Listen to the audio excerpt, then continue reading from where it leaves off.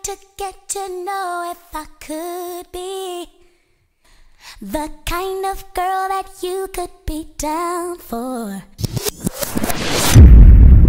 I wanna be down with what you're going through. I wanna be down. I wanna be down with you.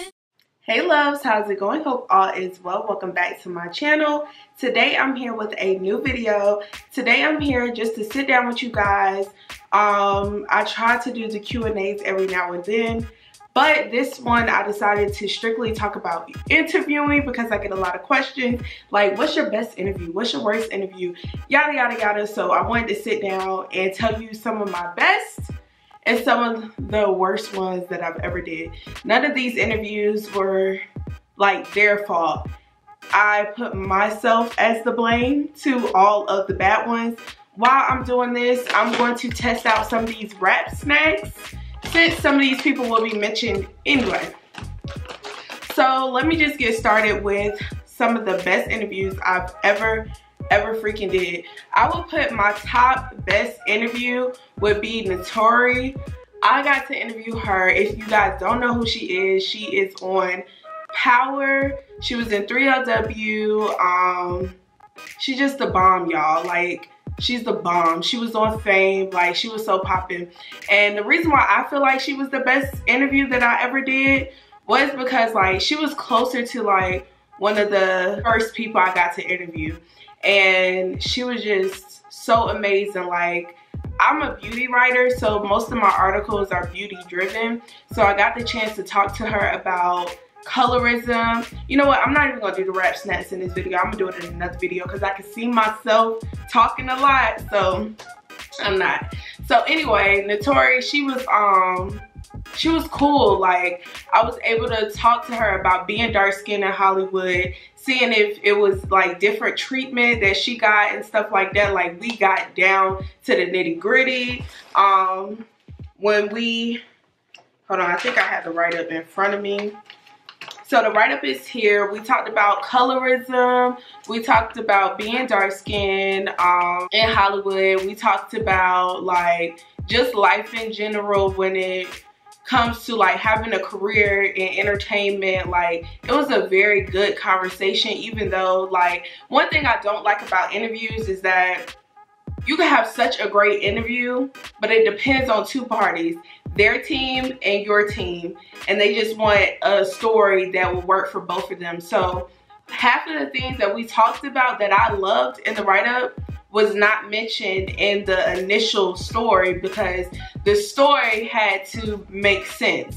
So all the stuff that we were talking about that I felt was popping, that's really big right now, like, it would have been popping if this story came out. This came out in 2017, like spring of 2017. So if those issues was talked about then, I can like, and it was published, I can go back and be like, yo, I was trying to tell people about this last spring and now y'all just want to talk about it. Like, this has been a problem, so I'm glad I got that opportunity. I'll probably redo the write-up and send it to her people and see if they will allow me to put up on the site, because y'all, if y'all was able to just get that insight that she gave me, y'all will love it. Now, another interview that I loved was Lorianne Gibson. Y'all, I am in love with her. Like, since I was little, since I was young, like, Lorianne Gibson, like, I remember her from Making a Band.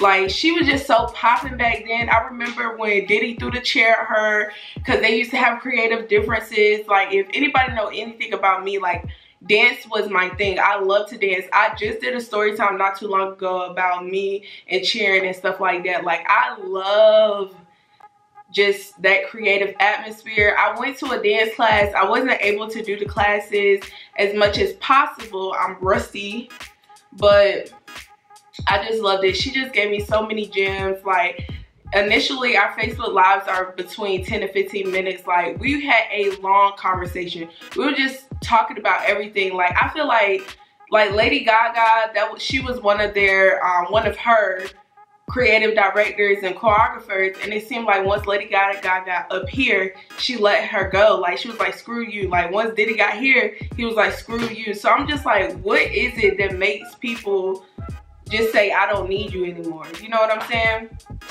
I just didn't get that. Another interview that I really enjoyed was Ashley Avery. Now, if y'all don't know who Ashley Avery is, it's another dancer. Anytime we get dancers, I'm like, I need to interview them.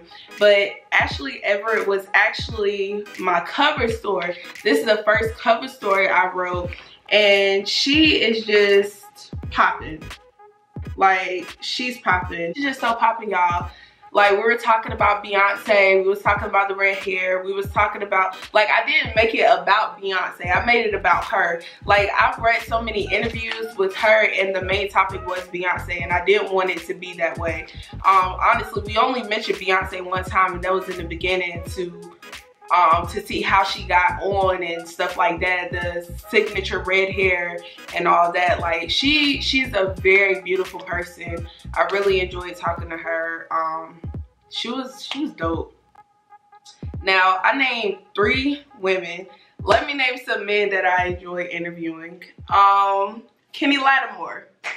Now, Kenny Lattimore had me on the phone about to cry because we were talking about his album Vulnerable, and he was just telling me like about love and about marriage and a connection between 2 people, and like, it was just so crazy because normally when I do interviews, it's like a good, on the phone, it's like a good 30 minutes.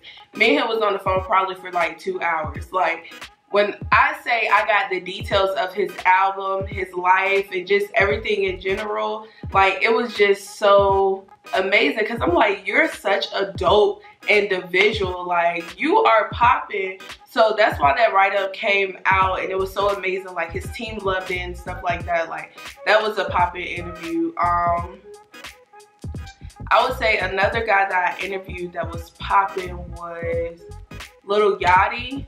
Even though I was not able to, it wasn't an interview that was like a write-up, it was really just like pictures. So Little Yachty have a clothing line with Nautica, and their team invited us to an event to come out to basically ask him questions about the clothing, look at the clothing. Like, they're called press junkies, so it's not like a one-on-one, you're in a room full of a lot of other media. So we got the opportunity. We did have like a one-on-one conversation just about the clothes and about music and stuff like that. And like, when I say that's a talented young guy, like, he got his ducks in a row. Like, he know what he's doing. He's navigating the game right. As far as interviewing skills, like, he's not gonna sit there and have like a whole one-on-one Q&A type thing with you. It's more like a genuine conversation you'll have with your homeboy, homegirl, little brother, little sister, stuff like that. He's not about to go and do no hardcore questions and stuff like that. He's just not that type of interviewer. So he was pretty cool. Now, that was the good ones. I've interviewed a lot of people, y'all, like a lot. But let me go ahead and go to like the worst interviews I did. So, I would say one of the worst ones I did was during the Love and Hip Hop Hollywood. Love and Hip Hop Hollywood. Like, Love and Hip Hop franchises, they love to reach out for interviews and stuff like that. One that I did was during the time Willie Taylor and his wife were on there, and I interviewed his wife or whatever, and she was awesome. She was amazing, but I wasn't ready for the ratchet drama. Like, the drama was intense. Like, I'm a writer that don't like the messy side and stuff like that, so I had to basically, you know, write about the storylines and get her point of view, and then research the other girl's point of view, and it was just a lot. Like, after that interview, I did not do any more Love and Hip Hop people, because it was just a lot. I was like, I cannot deal. Like, I cannot deal. Like, y'all, that interview was all over the place. Like, I wasn't ready for that. I was not prepared for that. y'all, I was just not ready. That write-up is all over the place. Like, every time I look at that, I'm like, this is not a body of work that I'm proud of. And some people that do media and stuff, they won't even admit their faults, but that's a body of work I'm not proud of. Another one was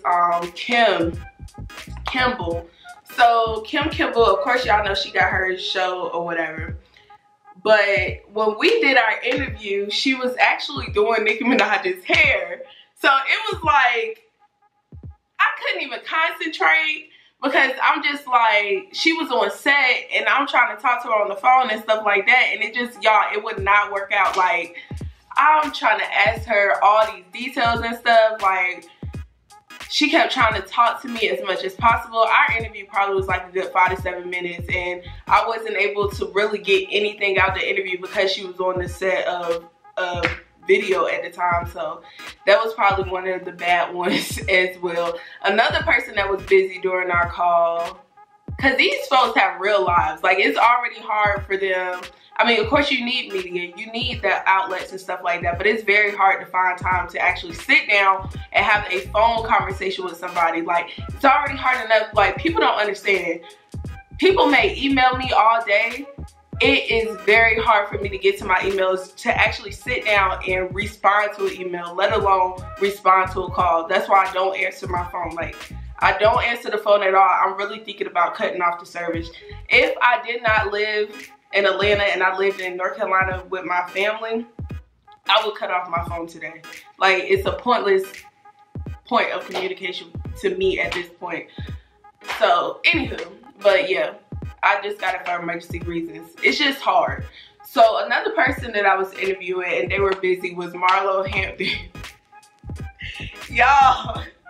So I'm on the phone, like, she was in her closet, she was getting dressed, like, she was doing it. And the crazy thing is Marlo, we're doing a Facebook Live with Marlo or whatever.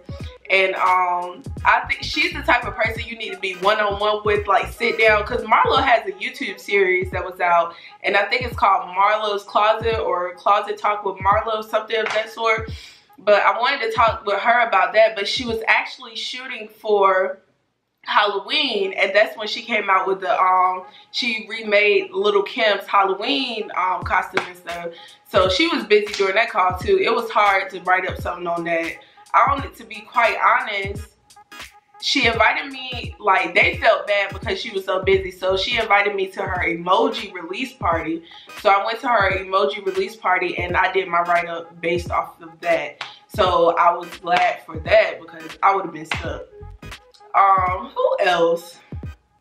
Y'all already know David Banner was like one of the worst interviews I've ever did in my life. Till this day, y'all don't see that write-up because it will never come out. Like, I was not prepared for that interview. Like, he is a very smart individual. He's very educated. He's very, you know, he speaks so well. Like, I was not prepared. Well, you know, I'm not gonna say I wasn't prepared. I was over prepared and I wasn't ready for the responses that I got. Like, I'm so used to talking to people that are like beauty, fashion, oriented and stuff like that, and I'm talking to a guy that's actually real about politics, real about action, real about, like, the world, real about the Black community. I haven't had that. I've had people that strictly talked about their album, their clothing line, their TV show. Like, I haven't had, at that time, I did not have someone that was an advocate for, you know, something that was so big. So I was not ready, like, y'all. Like, I was on that call, I was like, wait a minute. And then, like, I had actually met him in person or whatever, and he is a very nice guy. Like, he is a very nice dude. Like, I still get upset to this day about that interview because I'm like, I bombed that interview so bad. And I actually had to, like, I'm like, we have to reschedule this because, I mean, I'm not going to sit there and put out no work that I'm not proud of. I'm not going to do it. Not going to do it. So that was a bad one for me. That was a bad one for me. Who else? I can't say this We got an interview coming up with Angela Bassett. Y'all might cry, okay? Like, when I say, I don't even know where to start. Like, she is the mother. Like, I don't even know where to start with that. Like, I'm thinking of questions today. I've been researching her. Like, normally I'm only given like 48 hours to research someone. Like, right now they're still stalling on the date. They're trying to find a date because she's so busy. But when they said that name in my email, I said, what? I'm like, Angela Bassett. I started looking up interviews that she's been doing. She was talking about how she got snubbed from the Grammy, all this other stuff back in the day in 1994, 96 or something like that for who, what's love got to do with it. Like, I just been reading everything that's going on in social media regarding her. I've been reading it, documented it, so I can make sure I don't ask the same questions that's already out there. Like, there is nothing that you can accomplish out of an interview when you ask the same questions over and over and over. Sometimes you'll get like media, PR, their team that give you a list of questions. These are your talking points, and don't not talk about anything on this list. You know what I'm saying? But yeah, who else? Oh, well, that's all the bad interviews I did. This girl right here, Ryan Destiny. When I tell y'all, she is so poised. She is awesome. She is amazing. Like, I loved her. Like, she was really, really good. I'm trying to think about all the people. She was really good. Like, I really liked her. Y'all, all in all, I probably interviewed over like, I'll say about, probably this control calling out. I probably interviewed a good 50 to 60 people. So my resume is pretty good. Like, it's pretty popping. So yeah. I know a lot of you people that love media and stuff like that, y'all probably be in tune to this, because I'm gonna tell y'all, it's not easy. It's a hard job. Like, I commend all the people that I watch that conduct interviews and stuff like that, who do write-ups and stuff, because it's not easy. Like, y'all, it's hard work, because one, you gotta think about yourself, and then you gotta think about them. You gotta think about the lane that you want to go into as well. Do you want to be like a journalist? Do you want to be a writer? Do you want to be a gossip blogger? Like, what do you want to be, and what lane do you want to be in? Because once you start that process, that's who you are. So if you want to be like a Perez Hilton, once you start that, that's who you are. If you want to be a Wendy Williams, once you start that process, that's who you are. If you want to be a Charlamagne the God, once you start that process, that's who you are. If you want to be like a Jasmine Brand, a Nicole Bitchy, or the King of Reeds, like, I'm thinking of all these sites. If you want to be that, that's who you are. So you have to stick with that brand. So I know my brand the way Leah Gordon is, because LeahGordonBlogs.com is going to be even bigger. And I want to incorporate my write-ups, not just my beauty stuff. Like, I want to incorporate my events and stuff, because I have like at least 7 events that I'm going to this year that I'm having my cosmetics displayed. But I also want to incorporate the events, because like Jerica, Amora J, like, it's a whole bunch. This lady contacted me, and basically all her clients, she wants me to go out to their events and do write-ups on it. And I said, yeah, no problem, you know, just send me the event and I'll do the write-up on it. So I wanted to make sure that it's on my site so you guys can see that as well. Over the summer, I am going to get an assistant. I know I had some emails about assistants. It's in my control email. It's in a folder, so you're not forgotten about. Yeah, y'all, it's popping. But I'll talk to you guys later. Love you all.